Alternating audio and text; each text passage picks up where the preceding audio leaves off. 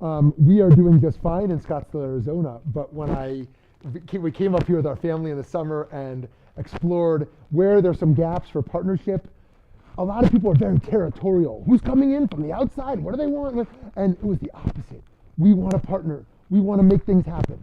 So we're Valley Beit Midrash, and what we do is adult pluralistic learning. We think the Jews have a secret sauce, and the secret sauce is a type of wisdom that has changed the world.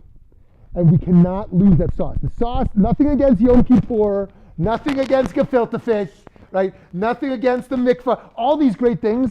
I think the intellectual tradition, the Jewish values and ideas that have animated us for millennia, we have to continue to wrestle with those. So our goal is to bring the best speakers on Zoom and in person so that we can have community learning together. Really diverse topics and interests and backgrounds. And that learning should lead to action. Learning is not just interesting. It's not a movie with popcorn and you leave. The question is, how does it make us better? How does it make our community stronger? How do we become more honest in business, more kind at home, more involved in our community? So the learning moves ultimately towards action.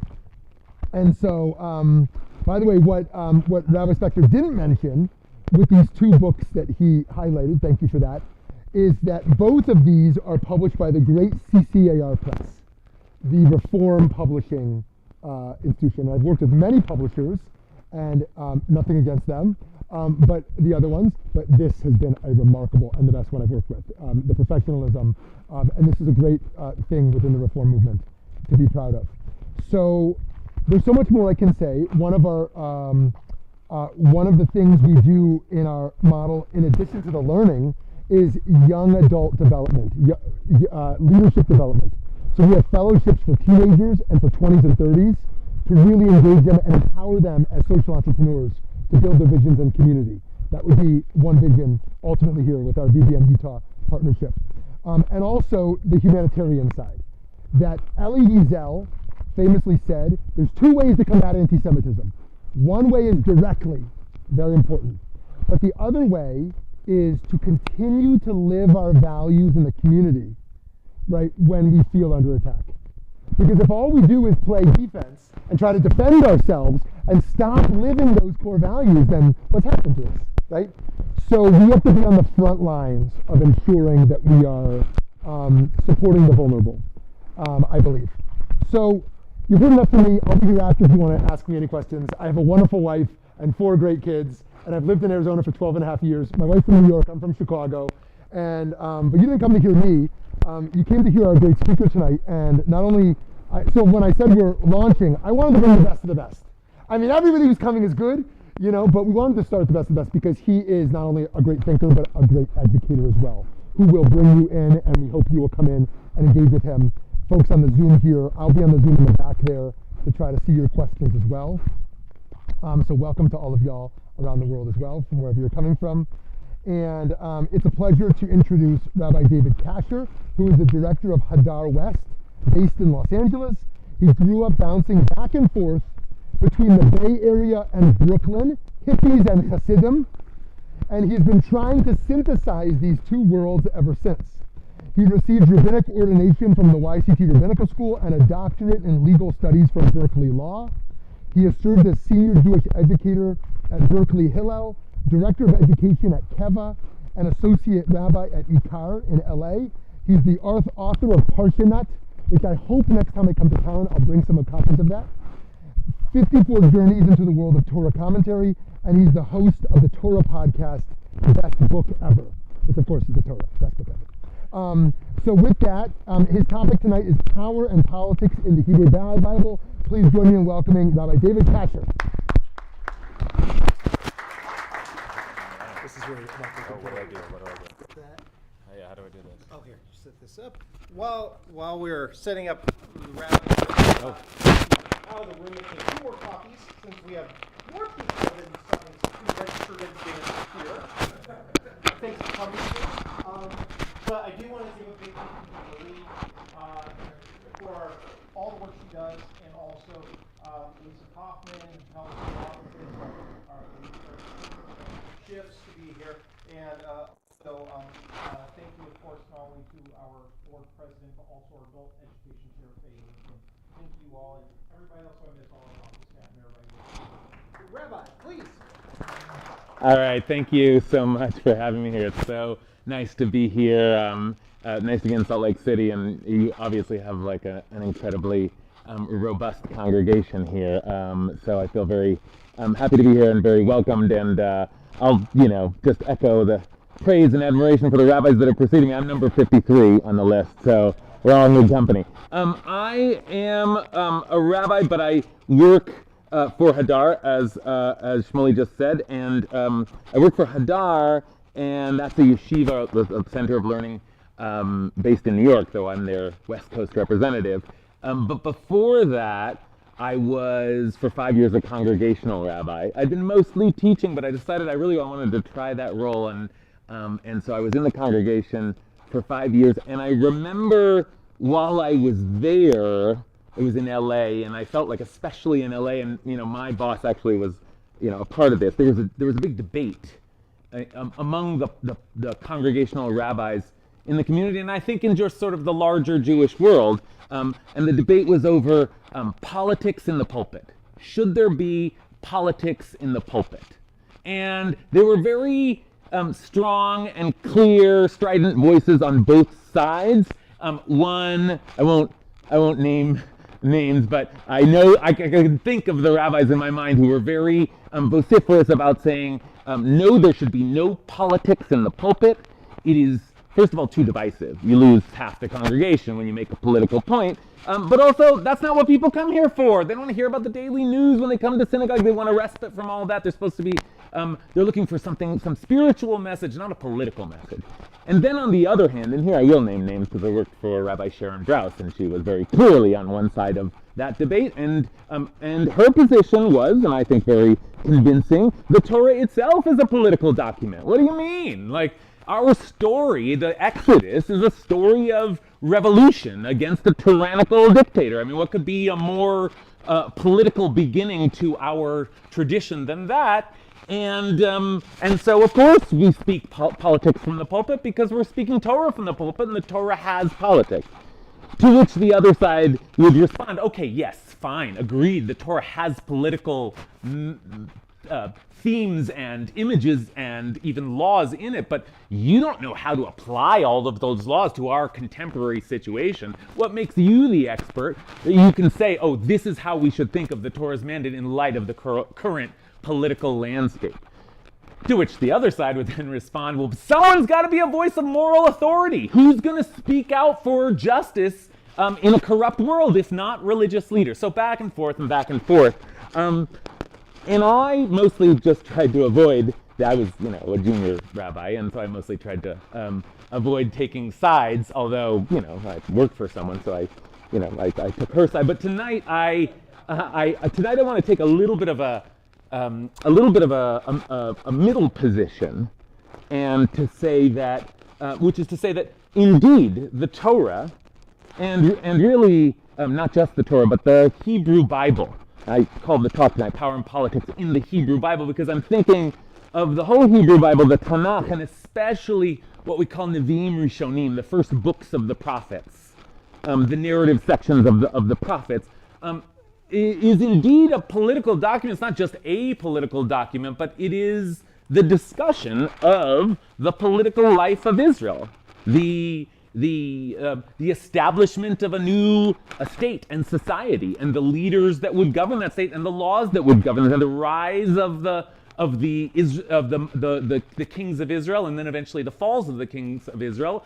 It's all politics. There's like book after book of politics, and I want to say, I want to claim, I guess, that there is in the midst of all of that not just politics in the Bible, but a distinct political theory that emerges from our textual tradition, from our sacred scripture.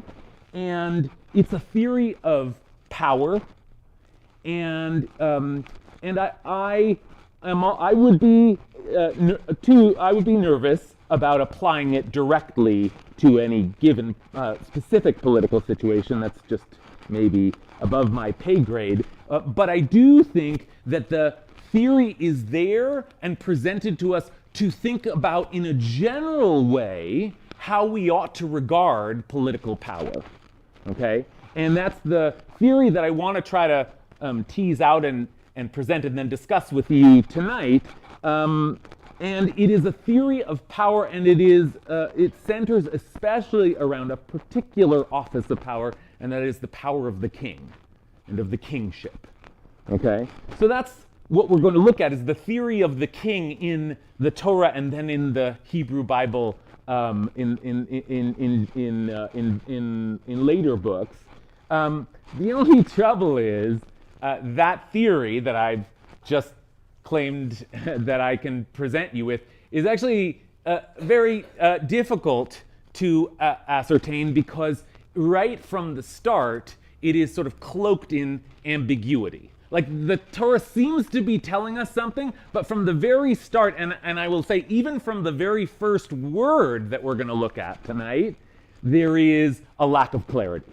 And the very first word that we're going to look at tonight is in Hebrew the word ki. Ki. Now, does anyone know how to translate the word ki in Hebrew? Good. I hear a lot of because. That's one translation. Any other translations? What's that? Oh, no, sorry. Okay, because is the way we usually translate it today, but ki is a word that is used in lots of different ways. In the Bible, Rashi says there are 6 different meanings to the word ki. And here you can see from my translation that the whole debate around what the Torah is telling us in some ways centers around how we read that very first word ki, and does it mean if, which is a possibility, a possible meaning of ki, or does it mean when? When, okay? That's where we'll start. Do you think that this first verse is saying if or when? So let's read this passage from Deuteronomy, which gives us what's called Mishpat HaMelech, the law of the king. Okay? And here's the first sentence. Ki tavo el haaretz, when you have entered the land, or if you have entered the land. Let's read it both ways. If you have entered the land that the Eternal your God has assigned to you, and taken possession of it, and settled it, and you say, I will set a king over me, like all the nations around me, then set a king over yourself, one chosen by the Eternal your God. Be sure to set as a king over yourself one of your own people. You must not set a foreigner over you, one who is not your kin. Okay. Or, when you have entered the land that the Eternal your God has assigned to you and taken possession of it and settled in it, and you say, I think I'm missing an and there, and you say, I will set a king over me like all the nations around me, then set a king over yourself, one chosen by the Eternal your God. Okay, what's the difference between reading it as an if or a when? Someone just speak it out for me? What's the difference? Certainty or lack thereof. Say more what you mean? If it's when, it's determined that you will enter the land, and if it's an if, it's a question whether... Good. Okay, there's a presumption that you will enter the land, but here then, the determined part is that when you enter the land, you will set up a king. That is what you will do when you enter the land. Okay, it is in fact a mitzvah to appoint a king. It is a commandment in the Torah. Or is the text telling us, if you enter the land and you say, I want a king, well, then you can have a king, and this is what you should do. Okay? And this is what it says you should do. Moreover, he shall not keep many horses or send people back to Egypt to add to his horses. Since the Eternal has warned you, you must not go back that way again. And he shall not have many wives, lest his heart go astray, nor shall he amass silver and gold to excess. When he is seated on his royal throne, he shall have a copy of this Torah written for him on a scroll by the Levitical priests. Let it remain with him, and let him read in it all his life, so that he may learn to fear the Eternal, his God, to observe faithfully every word of this Torah, as well as these laws. Thus he will not act arrogantly towards his fellows, or deviate from the commandments to the right or left, to the end that he and his descendants may reign long in the midst of Israel. So, okay, that's Mishpat HaMelech. That's the law of the king. Now I ask you, what does it sound like to you? Like, do you think that this is a you can have it if you want, or do you think that this is a commandment? How would you read, given what we've just heard, how would you read this? Yeah. Well, I'm a little confused because on one hand it says he will be appointed by the people, but on the other hand it says chosen by God. Yeah, that's right. That's right. It seems to be that there's some initiative that the people have to take, but then it's also true that God has to signal that is, the people have to ask for a king, and then God will somehow, as it turns out it happens to be, God will signal who that king is going to be. So what do you make of that, the fact that the people and God are involved? What does that make you think? That you're supposed to do it or not supposed to do it? Well, it's kind of like, if the person who's chosen is pleasing to God. Yeah, or good. not, This is an argument for when you come, you have to do this, because God's going to do it for you. God will rush in and say, good, okay, that's who will be your king. So if God's involved, then God seems to want this. Yeah? This is very puzzling because this is in Deuteronomy. This is before they enter the land of Egypt. They have come out of Egypt under Pharaoh's rule, and God has freed them from that. Why would God say or imply that they should have another king? Good, okay. There's just a general sensibility. Do we like kings in this tradition? The first king we ever met was Pharaoh. Do we want kings? Don't we have a king? Isn't God our king? So like the idea that this would be put into question makes some sense in light of that sort of the larger narrative of the Torah. And you can see, by the way, how this debate plays out. This isn't just me playing around with words. Look at two of our medieval rabbis, our medieval sages, making their interpretations. The first is Maimonides, and this is his Mishnah Torah, his sort of summary of the laws of the Talmud. And he says the following: Israel was commanded to fulfill 3 mitzvot upon entering the land. 1, to choose a king. As Deuteronomy 17:15 states, set a king over yourself. 2, to wipe out the descendants of Amalek, our arch nemesis, as Deuteronomy 25:19 states, erase the memory of Amalek. And 3, to build God's chosen house, as Deuteronomy 12:5 states, seek out God's presence and go there. So as far as Maimonides is concerned, it is a commandment, and it's not just a commandment, it's the first thing you do. You cross over that land, you just like imagine them crossing over the Jordan, that you step on that ground and someone's got to be a king. Like, let's get a king. That's the very first thing before you even start fighting. Okay, you have to appoint a king. That's how Maimonides sees it. But another great medieval scholar, who is not a legalist but a commentator on the Torah, and a commentator who's known for his independent spirit, says what he wants. This is the Ibn Ezra, Rabbi Abraham Ibn Ezra. His commentary, he's also often very clipped and sometimes a little obscure, but here he's just clipped and it's one word and it's very clear what he's saying. Som tasim, you shall set a king over yourself. One word he gives us, reshut, optional. You may. So you can see how he reads it. He reads it like, if you want to, you can, but you don't have to, and maybe we would prefer you didn't. Why? What about this text that we've just read on the other side suggests? You gave us a kind of a backdrop for thinking about kingship, but what about this text itself has little hints that maybe we don't like this king idea? Is there anything in here that's, yeah? Well, not necessarily that, like, I get the vibe that, like, it's saying that it's bad or something, but it's almost kind of, there's like this is weird to say, but there's like a grudging inevitability, almost like if and when it happens, because it's probably going to happen, kind of, that's the vibe I get. Right. Okay, good. So I think that's fair. Let's just talk about the feeling of this text. It sounds like the text itself is that, listen, if you get there and then you end up saying, why does it add and you then say, this was your question, or what do the people have to say, okay, now we want a king? Isn't it just a commandment to, okay, when you come to the land, appoint a king? But there's something about like, and if you say, and by the way, when they do say they want a king, what exactly, how do they put it? There's a suspicious phrase in here. Do you see it? Anyone? Something like something that should raise our kind of Torah eyes when we read it. which is, I will set a king over me like all the other nations around me. That's like not usually the messaging that the Torah uses. Just be like all the other nations.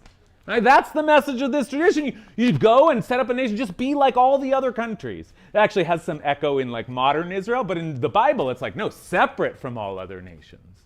Okay, so there's that hint as well. What else? Yeah. What reads to me like a warning about the corruption that can come from power. That if, either when or if you're going to have a king, be careful about them assembling wives, be careful about them assembling wealth, and above all, make sure that they're under the Torah. They're following the God's rule, even as a human being. Good, beautiful. And this, in some ways, is the most straightforward explanation of the conditional Ibn Ezra side, like maybe we shouldn't do this, which is that the Torah seems to be saying, yeah, you can do it, but if you do it, boy, you better set up a lot of safeguards. I'm really warning you of some bad things that can happen if you have a king. And so do all these things and make sure he reads the Torah, and boy, I hope he doesn't purchase too many horses. I mean, the talk about vibes, the thrust of this text seems to be very nervous about the institute of kingship. Yeah. But don't you also consider the context of the development of the nation, where when they went down into Egypt, they were like a clan of what, 100? Yeah. First it's 70 people. And then they came out with, there's some number in there. Right, 600,000. Okay, so it's like now you've reached the point Right. where you need that structure. Good, and that's nice. That might be a way to sort of split the difference, which is to say, look, it's not ideal to invest this kind of power in a human being, but at a certain point, we need leadership. I mean, that might just be the practical solution. Look, I mean, in some ideal world, there would be no leaders at all, but then it would just be a mess, and when we get to a certain size, you will need a king, and so in that inevitability, I like the way you've resolved that there. Okay, I'll take two last thoughts, and then we'll... So I think the claim that it's obligatory in this way is strengthened by the word shall, which appears repeatedly with the word he representing the king. So it looks like God is assigning lots of obligations to those who choose the king and the way the king serves. Everything prior to that, I think, supports Ibn Ezra, which is optional. Those if and when are conditional words. And it's actually important that you left out the word and, because it isn't always clear in English that the sentence that follows and is under the same constraints as the prior one. So, for example, if you use if, there are two ifs, right? Enter it, and if you say. That's right. So I would support Ibn Ezra there that it's very optional what you do. When it becomes obligatory is if you exercise the option of appointing a king, then the king is under strong mandates, as are you, in terms of how to rule. Good, and you're doing the same careful, word by word reading that we're supposed to do of the Torah, that like you can see our rabbis doing, struggling over what is the precise meaning of key and of every word in here, and how som tasim alecha, place you shall place upon yourself. That sounds like a command, you shall, but is it only if you want to, then you shall? The whole thing, like, it really is, it requires a kind of nuanced reading like you're trying to do, but we're sort of splitting sentences and trying to get to the bottom of it. One last thought here, yeah. Well, the way I read it is that the king as an appointment seems to be mandatory, but that's a very short part of this. The rest of it goes on at great length to say, hey, you may have a king, but he's constrained by all these rules. Yeah.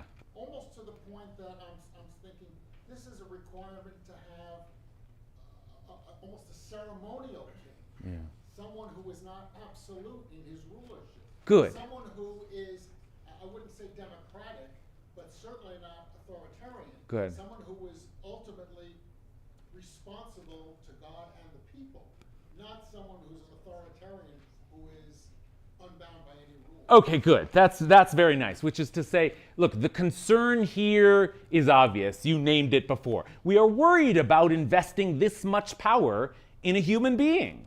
I mean, and we, as you said before, we have Pharaoh as a precedent.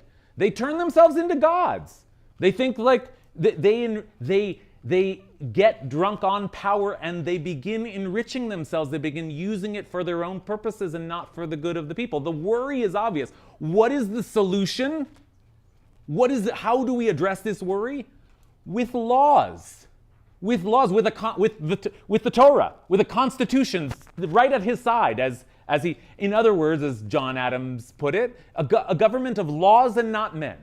So yes, I like the way you're putting it. It becomes almost, yeah, you can have a king and he can sit there and, I am your regal king, but he actually has to follow the laws of the Torah, which are supreme, which themselves are the representative of God's authority. So maybe that's how we solve the problem, okay? Now, we are so far doing this work of, as I said to my friend here, very close and nuanced reading of the text. That might be one way to try to determine what is the Torah telling us. But there's another way of trying to figure out how this text is to be understood, which is just by asking, well, what did they do? I mean, they did actually eventually cross over into the land. Maimonides tells us their very first mitzvah was to appoint a king. Did they do that? No. Oh, very good. In the book of Judges is where we'll head next, and the answer to the question is, I think you're implying, no, they did not. No, they did not. Moses was our leader as we wandered through the desert, and then Moses transferred power to Joshua. And that's the next book after the Torah, the book of Joshua, and that's a book of conquest of the land. Now, wait a minute. Maimonides was telling us the conquest happens after they appoint a king, but they were already conquering the land, and Joshua is not a king, was never called a king. Okay, well, then what? What happens next? Who takes over after Joshua?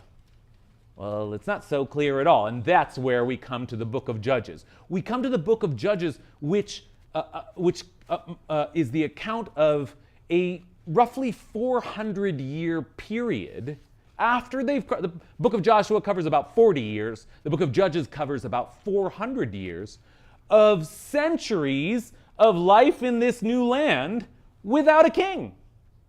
No king to be found. In fact, the book of Judges is called Judges because that was the form of leadership that they had for those 400 years. A new title, Judges. Now, a judge can be someone who rules on a case, but in the book of Judges, it's used to mean someone who establishes order, someone who is in charge and is distinctly a judge and not a king.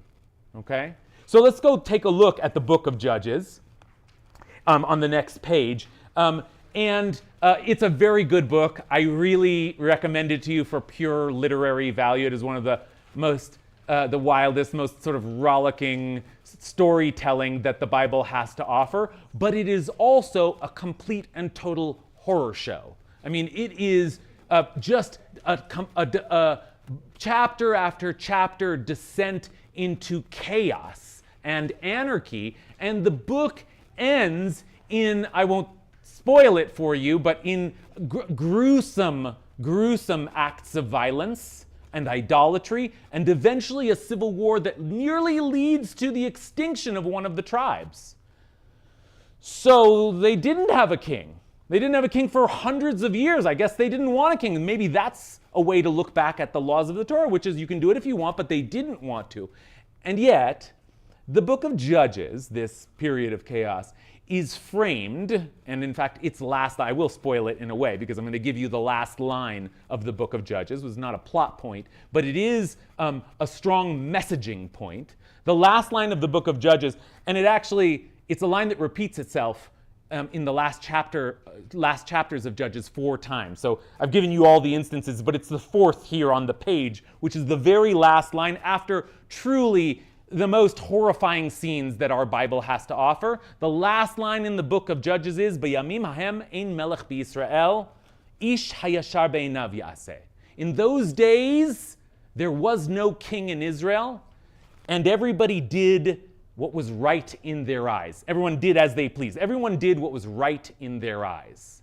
Okay? And that's the last line of the book of Judges, but it's a line that the book of Judges starts to mention and repeat again and again. Look at the first instance of it on the top of the page. Now, this man Micah had a house of God, and he made an ephod, a priestly coat, and oracle idols, and he had instructed one of his sons to be a priest. This all sounds weird. Like, what is this guy doing? Just setting up his own little temple in his house of idolatry? In those days, there was no king in Israel, and everyone did as they pleased. Okay? So this is the refrain, this sort of echoing refrain that we get at the end of the book of Judges. And if that's the last line of the book of Judges, and the book of Judges has been a period of immense chaos and violence, then what is that line telling us? How are we supposed to read that line? In those days, there was no king in Israel, and everybody did as they pleased. What's the message of the book? They messed up. They were supposed to have a king. Many, I would say most readers, interpreters of the book of Judges understand this line to mean there was no king in Israel, and see what happens when there's no king?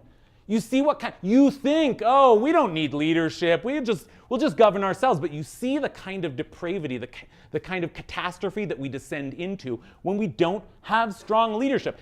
And in that sense, the book of Judges serves as a kind of setup, a kind of teeing up the book that will come after it, the book of Samuel, in which the people finally do ask for a king, and the first king is appointed. Okay, so it seems that the people did not choose a king, but they were wrong not to do so. They should have chosen a king, and we would have avoided hundreds of years of just misery without a king. Now, that's one way to read the book of Judges. However, first of all, in those days there was no king in Israel, and literally, everyone did what was right in their own eyes. Now, you could read that more positively.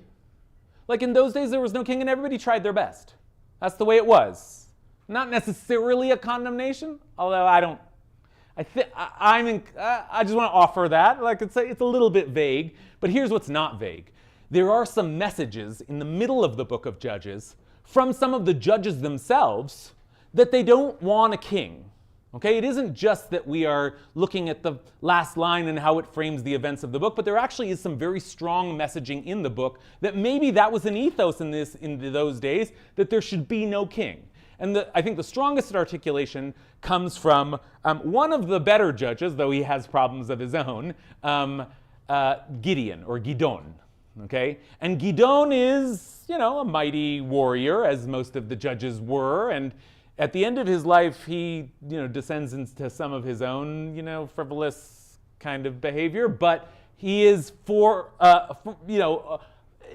in balance, he is a pretty good leader, and good enough that the people approach Gidon and ask him, to be their king. This is really maybe the closest we get to, although it isn't the whole people of Israel. It's just a group of men that approach Gidon and say, here's the last source on the page. Then those who fought on Israel's side said to Gidon, rule over us, you, your son, and your grandson as well. And that makes it really sound like it's not just we like you, but you will become the first in a lineage, in a monarchy. That's part of the way we understand the king, and even in the laws of Deuteronomy, that the king, parts of what's special about the king is not just that he's the leader, but that his children can also become the leader. So that seems like what they're suggesting here.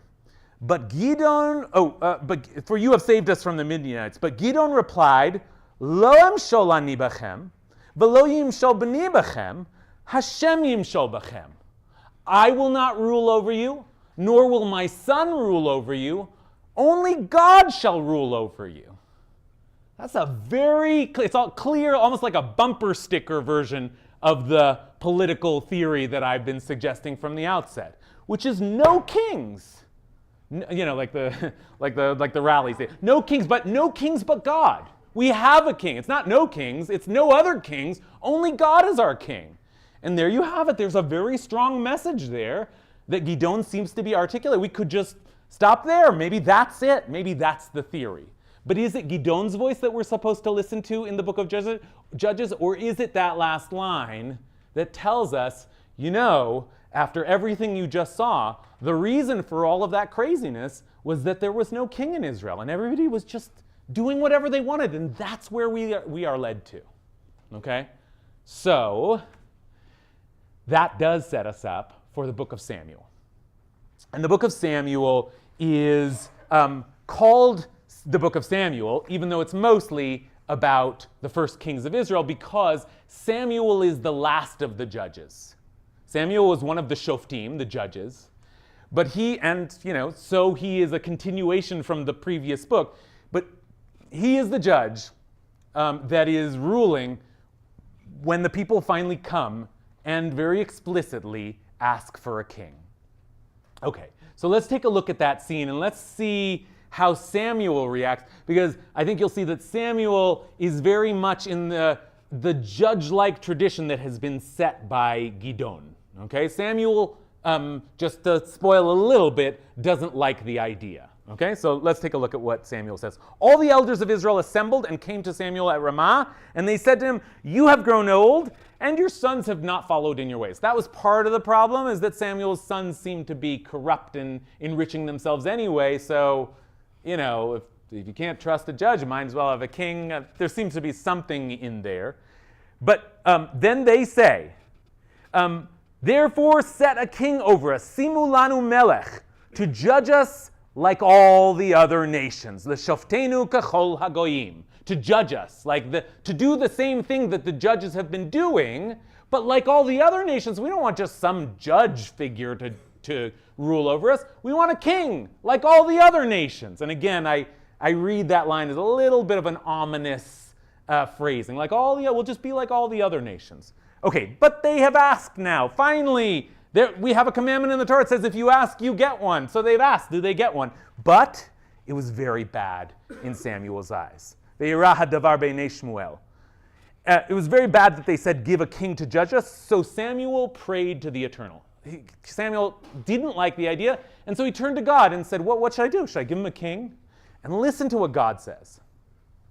The Eternal replied to Samuel, "Heed the demand of the people in everything they say to you."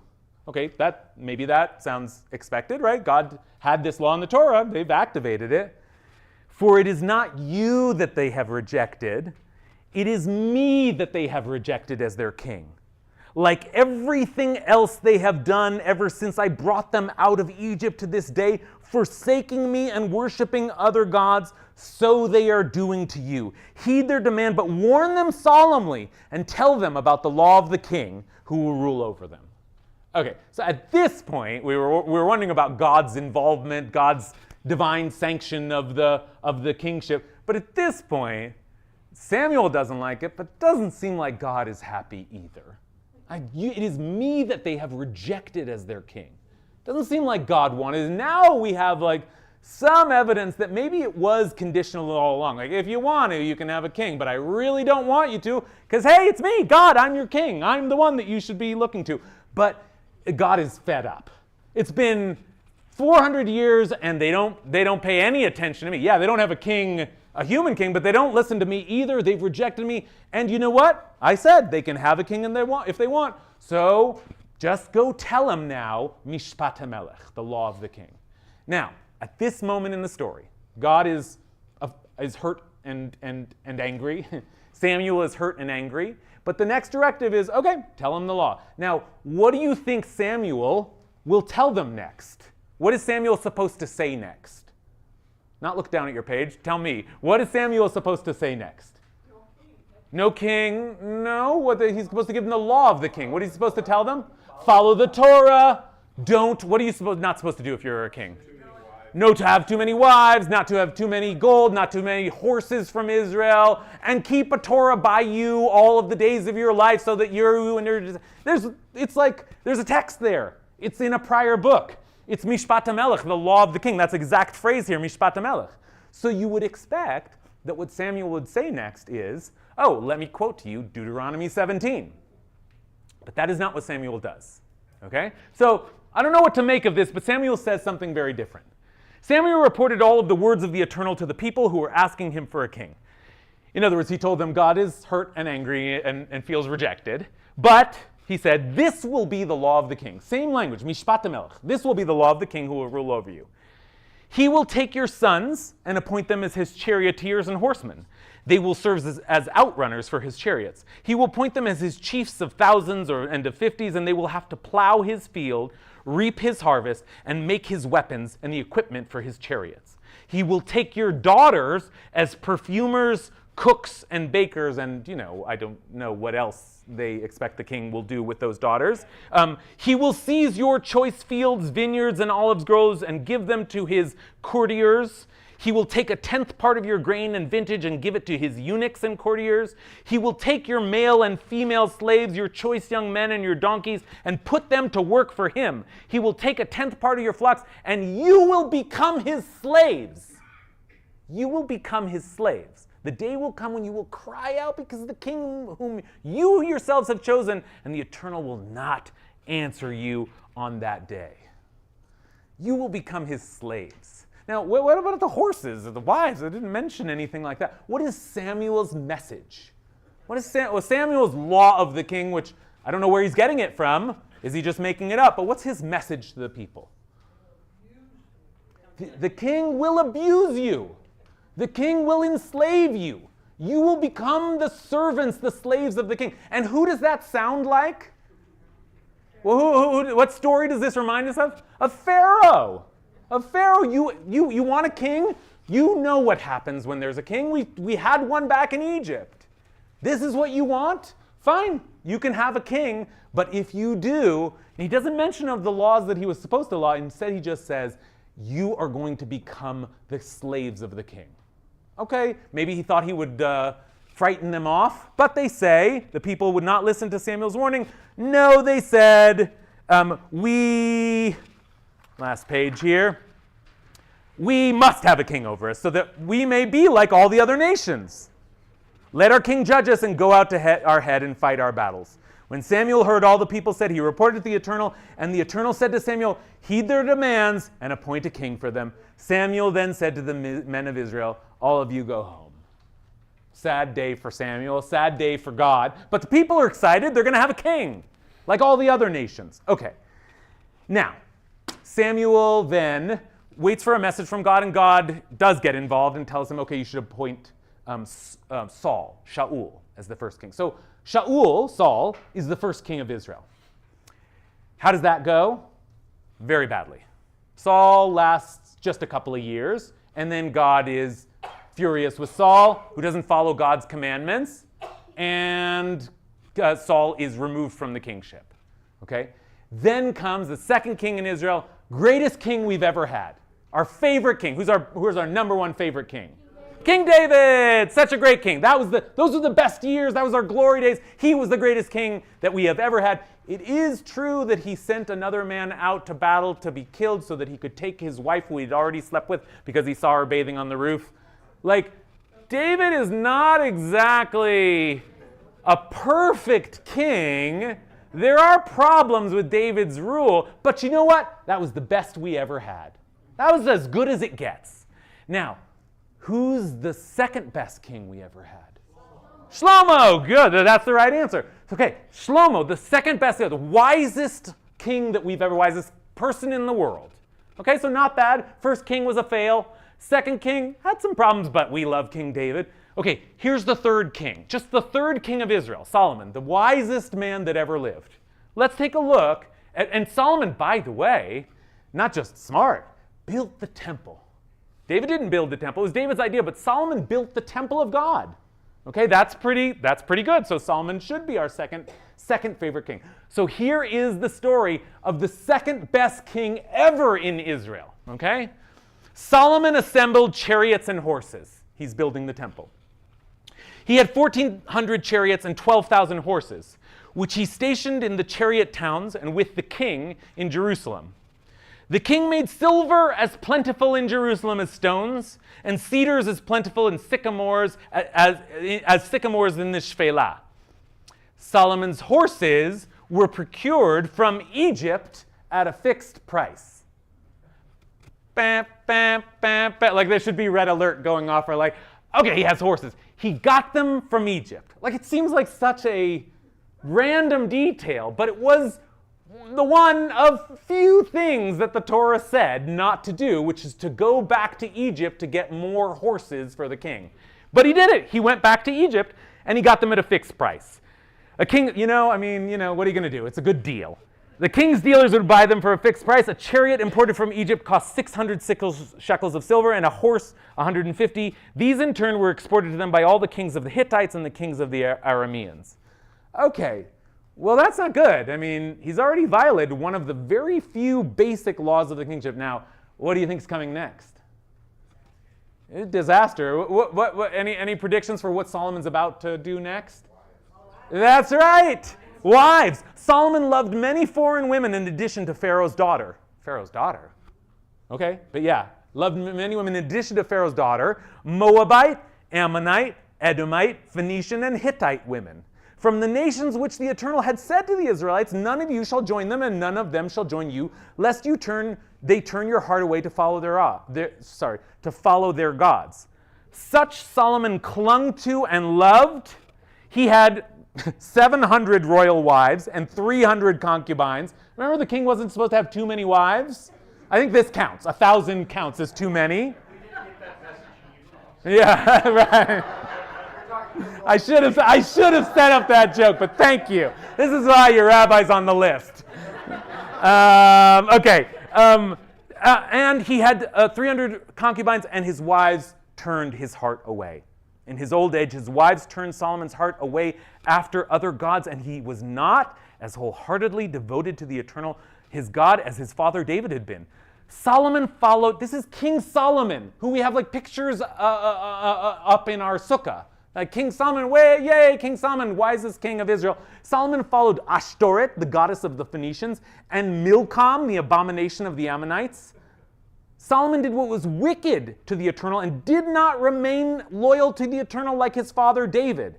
Then Solomon built an altar for Chemosh, the abomination of Moab, on the hill near Jerusalem, and one for Molech, the abomination of the Ammonites. Those names may mean nothing to you, but Molech is one of the few gods that the Torah takes time to say, do not worship the god of Molech, because the way that you worship the god of Molech is through child sacrifice. Okay? Like, this is King Solomon, and he is worshiping idols in the temple in Jerusalem. Okay, so I'm going to calm myself down a little bit. Because I do feel like the first time I read this, and I don't know how old I was, I feel like I was like a young man when I suddenly was like, this is King Solomon? This is our king, the one I've heard about, King Solomon? Okay, so it happened. Like, we asked for a king. God wasn't happy about it, but God gave us a king, and then it didn't work, and then it sort of worked pretty well, and then, boy, like, this is almost as good as it gets. We're still celebrating King Solomon. It's all downhill from there. There are many more kings in Israel. It just gets worse and worse. I mean, don't even talk to me about Ahab, right? So what do we? So that's the material. What do we do with it? I mean, what do you think? What's the upshot here? Was it a mistake all along to ask for a king? What went wrong here? What is I suggested to you at the outset that the Hebrew Bible has a political theory for us, a theory of power, a theory of kingship. What is it? Let's now try to put it all together. Yes? The king's supposed to be the servant of God. The king's supposed to serve the people. All people are equal under the law, and the king shall not be above the law. Okay, good. And you're saying, and it's okay, and you're saying, and it's okay to have a king. It is okay to have a king, but it should be as long as the king is good. Okay, fine. Another thought? Did you want to add? King should not be above God. King should not be above God. Okay, so there's an allowance for a king, but the king has to recognize the higher authority, the authority of the Torah. Any other sort of theories of what we got here? Yeah. And it's human nature, and nobody is immune to it.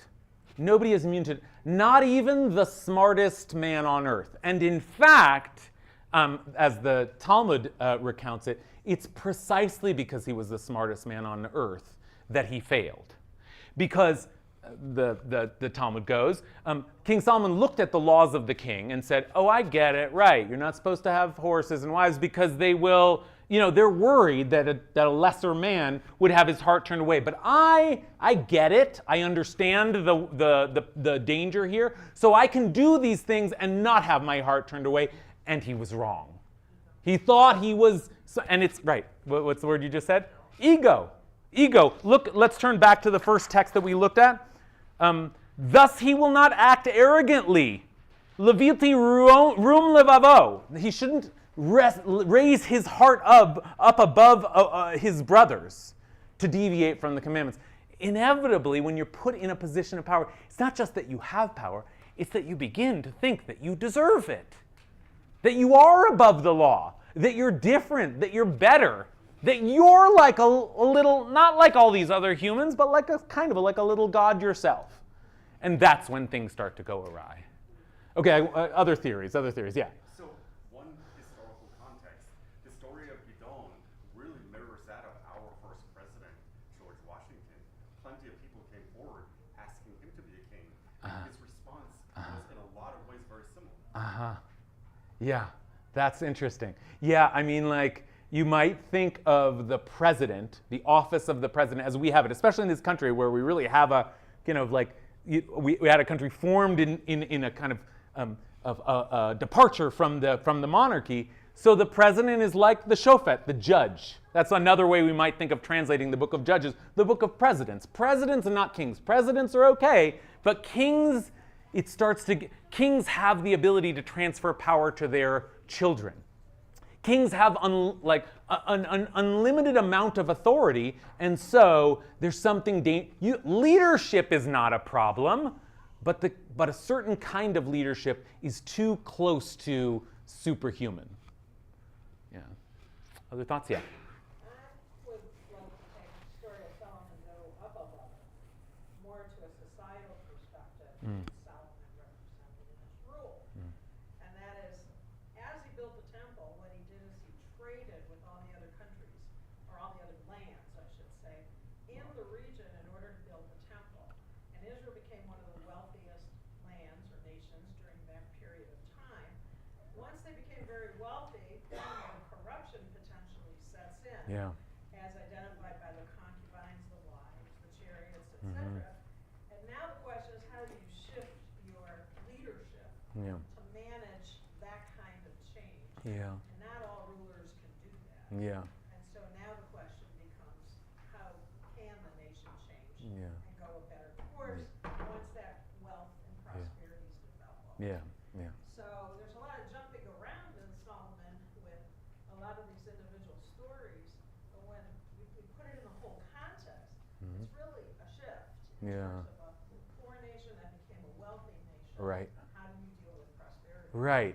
And one has to wonder, given the framing you just offered, what it means that at least it's Maimonides understands, what the actual commandment was to cross over and then immediately in this state of still having to fight for your survival and being this kind of ragged band of former slaves, they elected a king.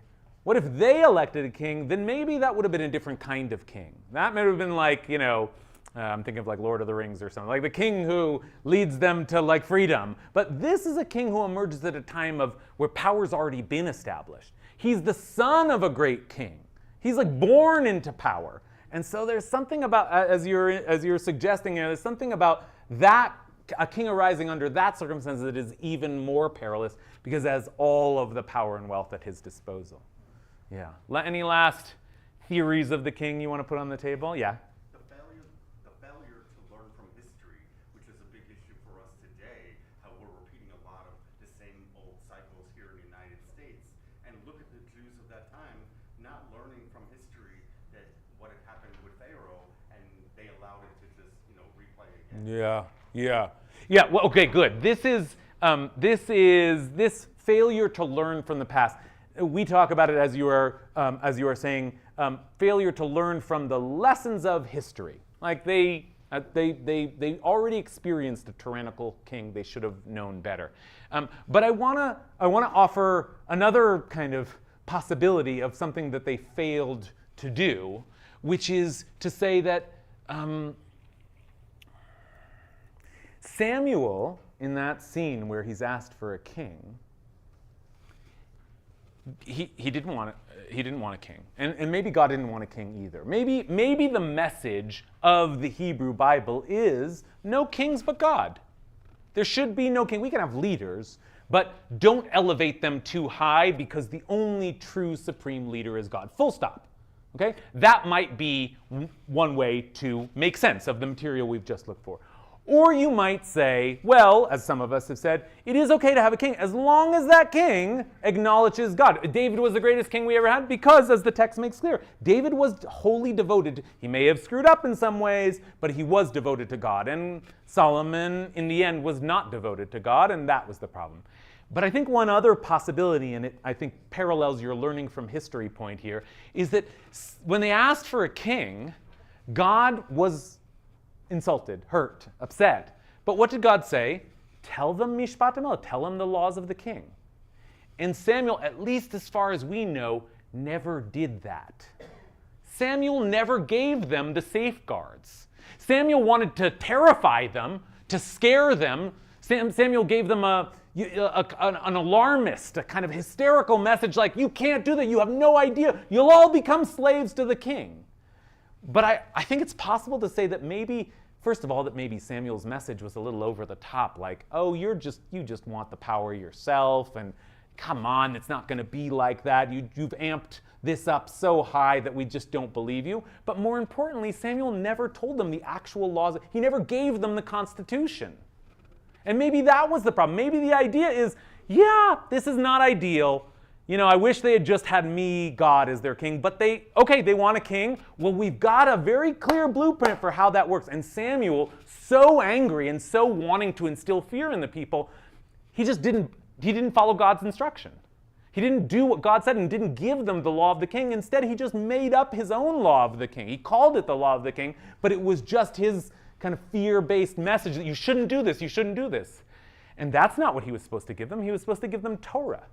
He was supposed to give them God's word, and in that sense, Samuel also didn't follow God as wholeheartedly as he should have. Because in the end, there is some space for a king in our tradition, but it has to be safeguarded by our Constitution, by the Torah, which is, once again, the representative of God on earth. Yeah?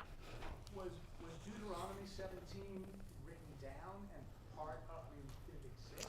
Yeah, we have, actually, obviously, there's the traditional view and there's the, academic, critical, historical view. But with Deuteronomy in particular, the book of Deuteronomy speaks of Moses' Torah as being written down by, first by Moses, and then Joshua is spoken of as having the Torah of Moshe, which is assumed to be the book of Deuteronomy. So I don't know in terms of actual writing, what was the totality of what they had, but they definitely had that Deuteronomy. That, at least by the account of the story, they had. Yeah. Any last thoughts or questions? Yeah. So just two things. So this is the king, and presumably he had access to Deuteronomy. So that's actually kind of interesting that it wasn't delivered to him by a messenger, if you like, but it should have been there. Mm-hmm. These are all undeclared mandates. They're like unfunded mandates. All of those shalls that I mentioned, and it's important to say that he shall not have any wives, he shall not amass silver. You just talked about Solomon who violated those. It isn't at all clear whose task it is to make sure that he does not do that. Mm-hmm. And I think, again, maybe another message Yeah. is a message about regulation and control. And it's actually just as true for leadership. Mm-hmm. As uncontrolled leadership can look just as bad, and it did for the 400 years that you spoke of. Mm-hmm. And again, I think that Yeah, that's a good point. It's a good point. It's not just kings that can ruin our lives. Yeah. exactly right. And I think the other error, perhaps, is to leap to the counterfactual that it was bad with judges, therefore it will be good with kings. I think another way to read this is it's trouble all the time when people have power and power corrupts. Mm-hmm. Yeah. Good. Yeah. But that surely is one of the messages that the Torah is offering us quite clearly. Power corrupts. Yeah. And therefore, it could be guidance to adopt a system where there's a separation of powers, Mm-hmm. executive, legislative, judicial. Uh-huh. What could possibly go wrong in that system? Well, okay, good. And good. Yeah, the Jewish version of that is the prophetic and then the monarch voice, and those powers are supposed to check each other, but that also didn't always work so well. That in some ways, I'm at the end of my hour, and that I want to build on what you just offered by saying, the reason that I am thinking about these texts, the reason that I chose this topic tonight, is indeed because I think it applies to the world around us. I do think that our tradition, our Bible, is telling us clearly to be deeply, deeply suspicious of human power. Always, always. And, like I said, there's a debate over politics in the pulpit, but what I'm trying to suggest is that it doesn't matter if it's Trump or it's Biden or it's right or it's left. It's like the message of the Torah is one that is eternal. We should always be on the lookout for tyrants. We should, from the days of Pharaoh on, we have known that there are tyrants in this world who will take us and make us their slaves, and we have to resist that. We have to resist that. It doesn't matter what's going on in this particular political landscape. That is a Jewish message for all time. No kings but God. And if there is a king, it should be a king who serves God. That's the political theory of the Torah as far as I can make sense of it. So thanks, everybody.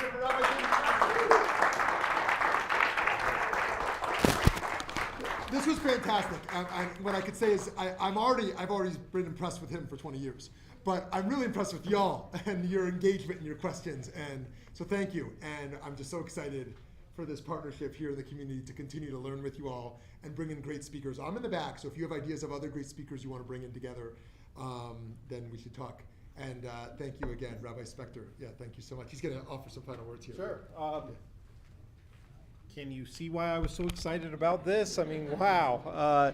Thank you. And Rabbi Shmuel Yanklowitz was texting me during this saying, like, this is the best group. These people are so engaged. I was like, yeah, they're all right. I've just never seen them this engaged, really. They're not like this when I teach Torah. So what gives? I didn't know you guys had it in you. Just kidding. But this was incredible, and like I said, people, I think if you want to move your flight, we will stay here longer. So clearly, I don't think I even need to ask. It's like pretty much everybody who was here at the beginning is still here. How much you enjoyed this, and so I want you to mark on your calendar February 17th, because Rabbi Yanklowitz is going to be back here with Alan Marinis, who is another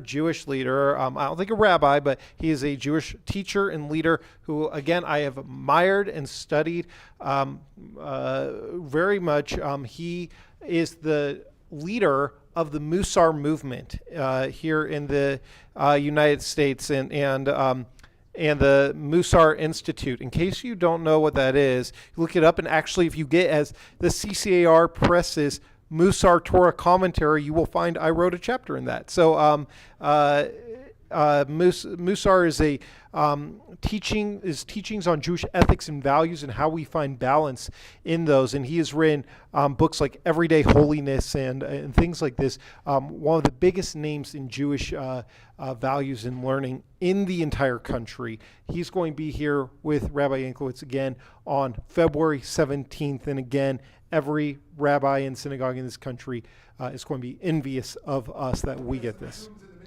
And we do have Zooms in the meantime. So if you go onto the Valley Beit Midrash website, right, you can find some of these Zooms. And as a synagogue that has partnered with them this year, we have access. Like, they have incredible speakers like Rabbi Kasher and Al Maris, like, regularly. And we actually hosted 2 Zoom events in this past month that were midday, and so not everybody could attend, but they were recorded.